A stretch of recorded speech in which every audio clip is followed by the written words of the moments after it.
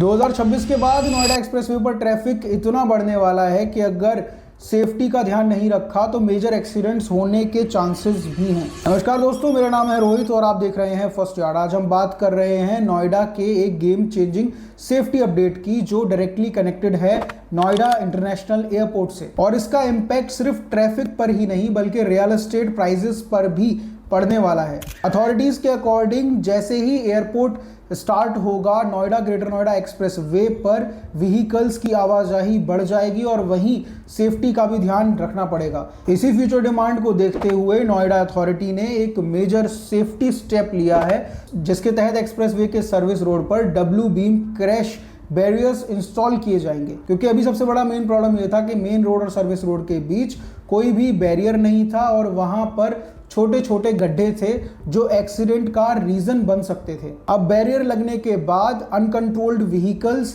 इस dangerous spot में नहीं गिरेंगे और जान माल का नुकसान कम होगा। अब जान लेते हैं कि आखिर ये डब्ल्यू बीम क्रैश बैरियर्स होते क्या हैं। ये एक मेटल का सेफ्टी बैरियर होता है जो रोड के किनारे लगाया जाता है। इसका शेप डब्ल्यू जैसा होता है, इसीलिए इसको डब्ल्यू बीम कहा जाता है। इसके कुछ इंपॉर्टेंट फीचर्स के बारे में बात कर लेते हैं। ये सेमी रिजिड स्ट्रक्चर होता है, 3 mm का थिक गैल्वेनाइज्ड स्टील से ये बना होता है। इसको कुछ इस तरह से डिजाइन किया जाता है कि अगर वाहन इससे टकराए भी तो वो प्रेशर एब्जॉर्ब कर ले। इसे मोस्टली हाईवेज, एक्सप्रेसवेज और ब्रिजेस के किनारे लगाया जाता है और अगर कभी गाड़ी इससे टकराती है तो वो वापस शॉक एब्जॉर्ब कर लेता है और गाड़ी वापस रोड पर आ जाती है। अब जान लेते हैं कि आखिर इस सेफ्टी मेजर की इतनी जरूरत क्यों थी। नोएडा एक्सप्रेसवे पर ट्रैफिक अभी ऑलरेडी बढ़ा हुआ है, लेकिन जैसे ही नोएडा इंटरनेशनल एयरपोर्ट पूरी तरह से ऑपरेशनल हो जाएगा, यहाँ ट्रैफिक और भी ज़्यादा बढ़ जाएगा।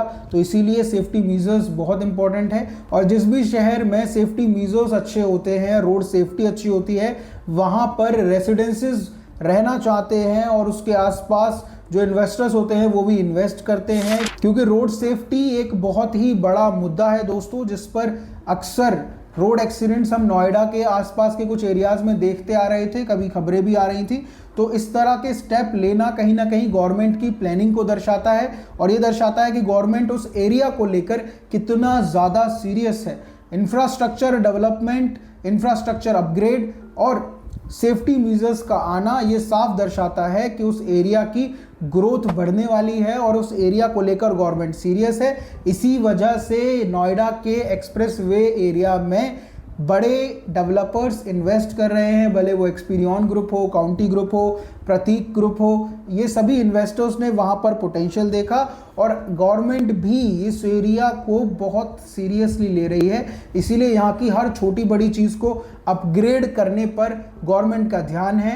इसी के साथ यमुना एक्सप्रेस वे जो एरिया है वो पूरी तरह से, क्योंकि प्लैन्ड सेक्टर है तो वहाँ पर प्लानिंग के साथ सारी चीज़ें हो रही हैं। वहीं नोएडा एक्सप्रेस वे का जो रीज़न है वहाँ पर ऑलरेडी काफ़ी ग्रोथ हम देख चुके हैं और अब ये सेफ्टी मेजर आने के बाद और भी ज़्यादा वहाँ पर ग्रोथ देखने को मिलेगी।